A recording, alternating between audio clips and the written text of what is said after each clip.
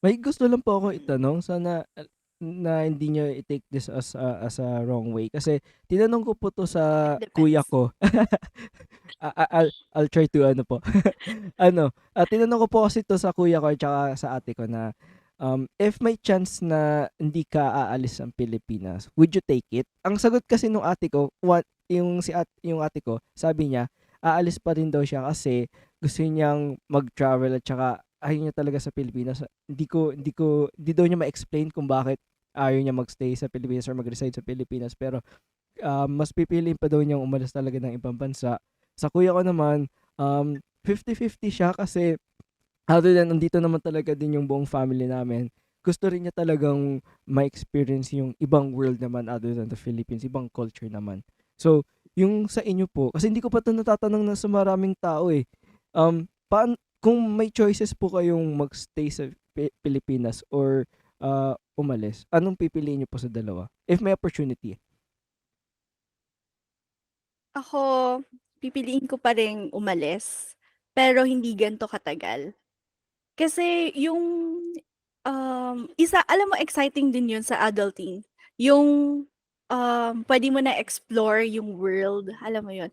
Eh, 'pag nasa Pilipinas ka, puwede ka naman lumayo sa Baguio ko, 'di ba, nakatira pa din naman ako mag-Manila or puwede naman Cebu, gano'n. Pero katulad nung experience ng kuya mo na yung para to experience the other culture, Mhm. para gano'n, talagang new world, gano'n. Medyo na-excite din kasi ako sa gano'ng ano, um, yung gano'n na mas marami kang matututunan, mas makikilala mo yung sarili mo. Actually, mas nakilala ko din yung sarili ko dito na tapos yung talagang mag-isa ka. Though ano siya, malungkot, mawalay sa family, 'di ba? Maano sa kanila. Kaya nga sabi ko, yes, aalis pa rin ako, pero hindi gano'n katagal. Siguro mga ano lang, 5 years. Kasi 6 years na ako, eh. Ayoko na. Pero yung ano, 5 years na yun parang ang dami mo talagang matututunan. Feeling ko kapag nag-stay ako sa Philippines, hindi ko matututunan yung mga natutunan ko dito, Oh, wow.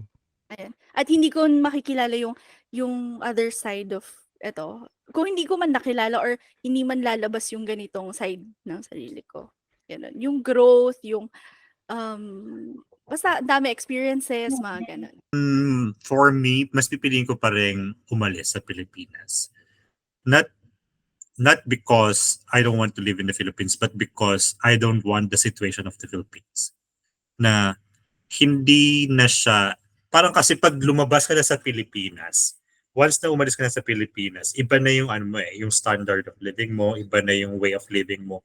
And then pag bumalik ka sa Pilipinas and then someone will offer you a good opportunity there, parang hindi mo na kakayanin yung way of living ng Philippines. Hindi ko naman sinasabing pangit yung way of living ng Philippines.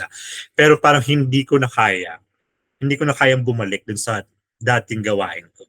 I mean, yung dating pamumuhay ko.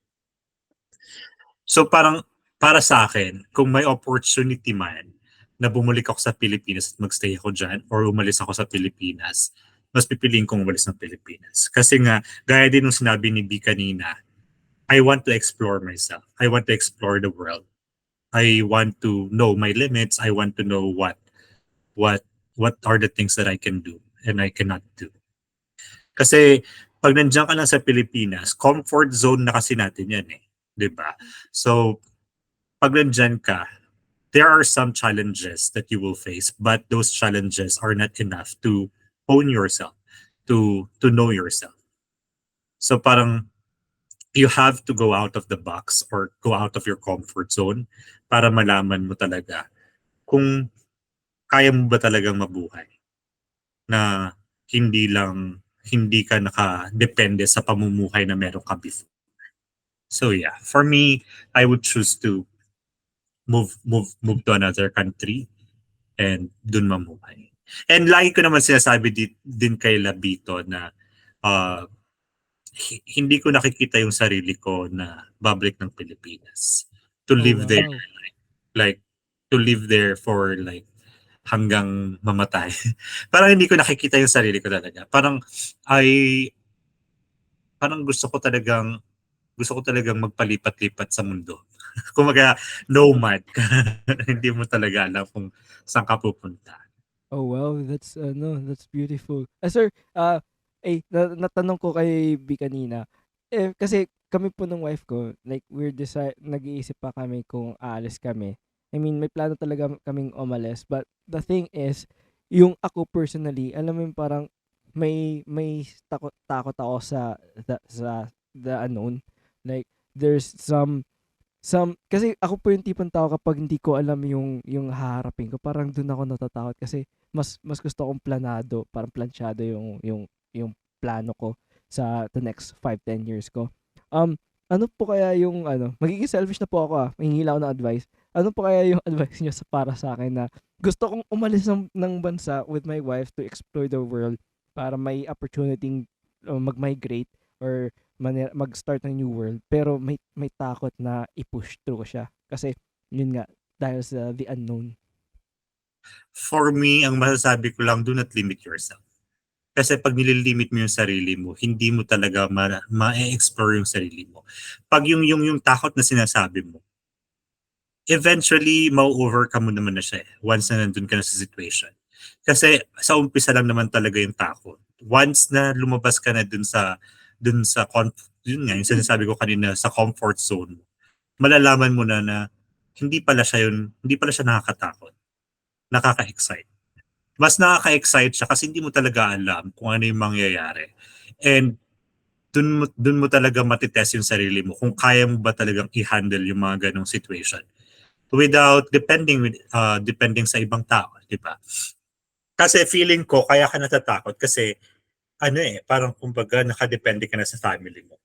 So parang iniisip mo na once na umalis ka sa Philippines, wala na yung family mo na susuporta sa iyo once na parang kumbaga nalugmok ka sa buhay.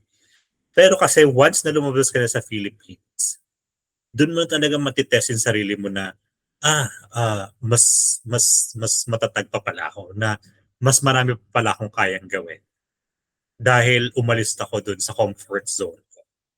So yun, for me, don't limit yourself and always look forward to the future na wala naman talagang may alam kung ano yung future.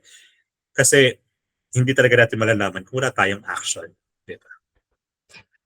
Wow. I mean, thank you for that advice. I will take it kasi pag-usapan namin ng wife ko kasi may plans po kasi talaga kaming umalis. The thing is yung thought na paano yung career ko kasi I've always wanted to be a podcaster, pero sa isip-isip ko pwede naman ako mag-podcast sa ibang bansa hindi lang may internet naman sila siguro That's the thing is siguro at the back of my mind yung the unknown things, like may mga bagay na hindi ko makontrol, parang doon ako natatakot sa mga bagay na hindi ko makontrol.